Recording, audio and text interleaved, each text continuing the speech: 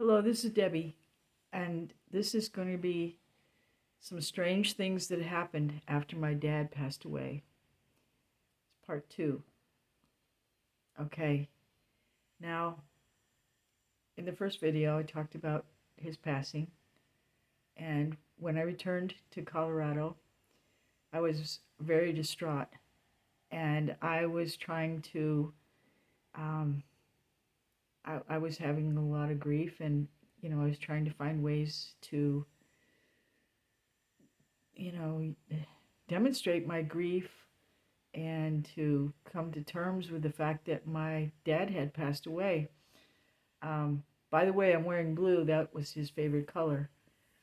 Um, so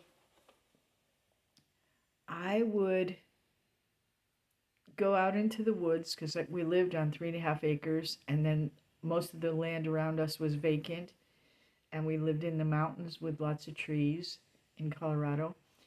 So I would walk around in the mountains, in the trees every day. I made names for all the trees, and I would talk to the trees. I'd say, "Hello, hula tree."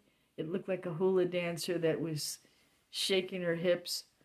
And sometimes I would hug some of the trees and I would talk to them and I'd tell them stories about my dad. And then I'd just walk around and maybe sing some of his favorite songs or just talk about some stories that he would tell us, because he always told us army stories every single day of my life. Every day. I always dreaded hearing all the stories. If I was in the kitchen doing the dishes, he would sit on the big yellow stool and he would tell us army stories every single day. And we would say to my mom, "Why is he always talking about the army?" And she said, "Because it was an important part of his life.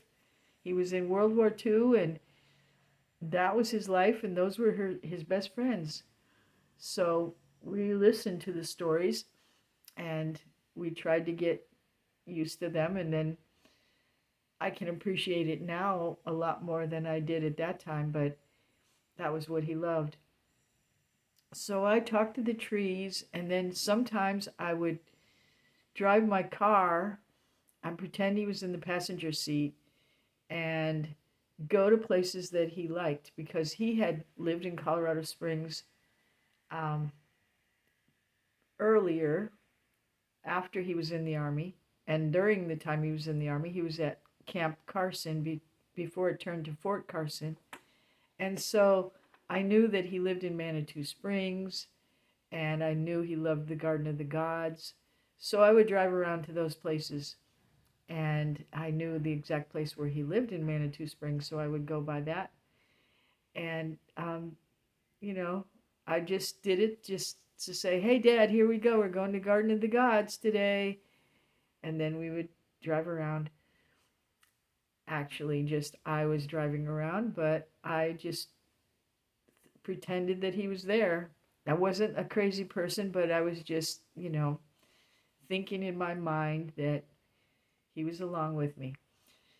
So this went on for a long time, and then the strangest things started to happen.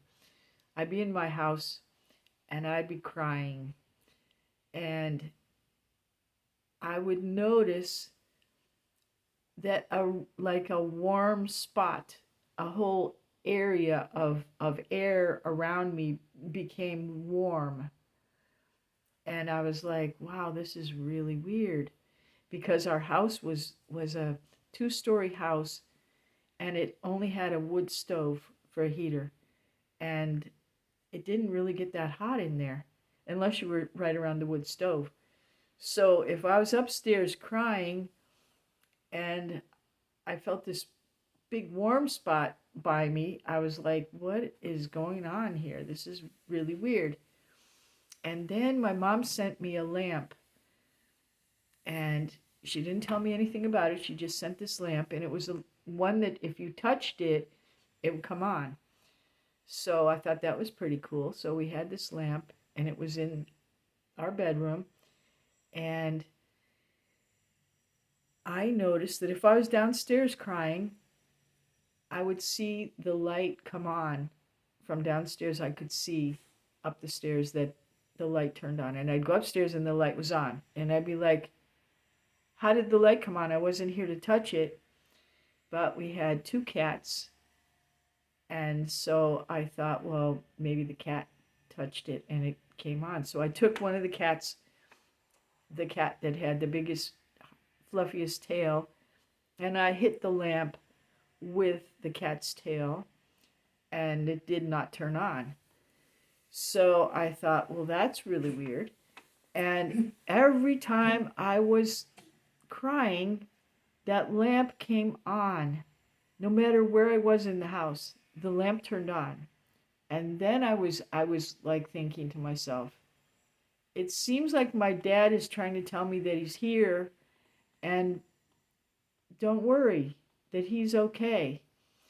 So I just went about my business. And then finally one day, I decided to tell my brother and sister about it. So I think I told my brother first about that happening. And he said that the TV in their bedroom was coming on by itself. And he said that had never happened before. And I was like, wow. And then when I told my sister, she said the timer on her stove, the timer that you set if you're baking something, was coming on by itself. It was turning to, like 20 minutes or something, and then starting to time. And she said we were not setting it, and it was turning on by itself. So I thought, wow, Dad is trying to tell us that he's with us. And so then I called my mom and I asked her if anything strange had been going on with her. And she said, no, nothing's been going on.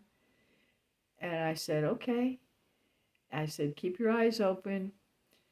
But she never did notice anything odd that was happening with her.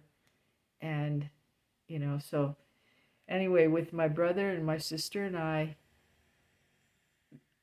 in my heart, I really feel like my dad was trying to tell us that either he could see us or he knew that we were sad or whatever, but he was just trying to comfort us somehow, or I don't know, or God was trying to tell us that. I'm not sure exactly what was going on, but something was definitely going on.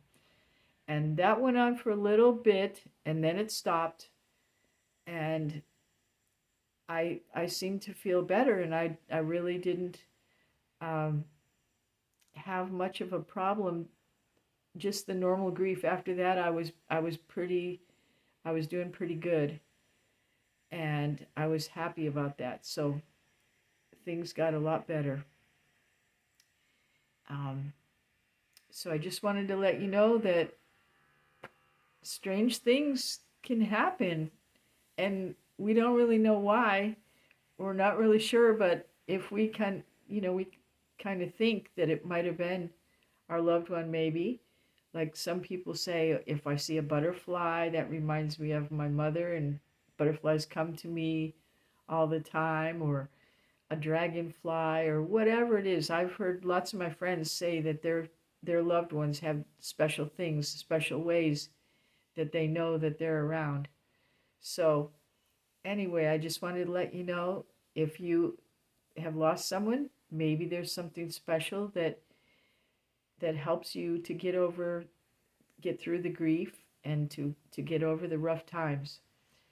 Thank you so much for watching, and tune in for another one of my videos. Thank you so much. And please subscribe and like. Bye-bye.